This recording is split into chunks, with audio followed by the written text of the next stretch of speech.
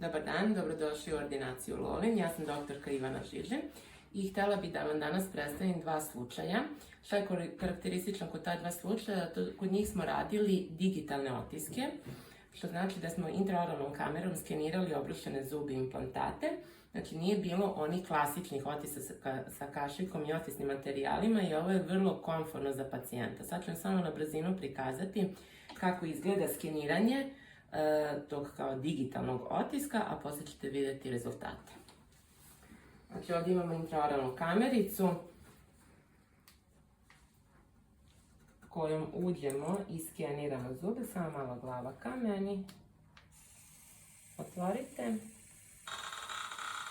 Pacijentu je vrlo komotno, nema nagon za povraćanje.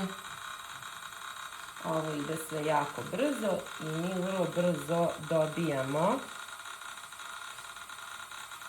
sliku stanja u ustima na pomoću koje tehničar posle može da pravi zube u tehnici.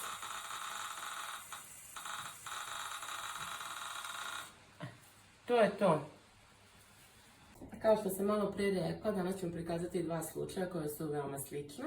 Naime, pacijenti nisu bili zadovoljni oblikom, veličinom, bojom i položajem svojih preostalih zuba. U bočnim regijama nisu imali zube, tako smo ranije ugradili implantate i ovaj put smo ih, znači, posle 4 meseca obrusili, skenirali zube, kao što možete da vidite ovdje na ekranu. Ovako izgleda skenirana vilica sa obrušenim zubima i implantatima i izradili smo cirkonijum krunice na zubima i na implantatima. U pitanju su Bleach 3 boja, tako da pacijenti su zadovoljni, ja, i nadam se da ćete vi biti zadovoljni rezultatima.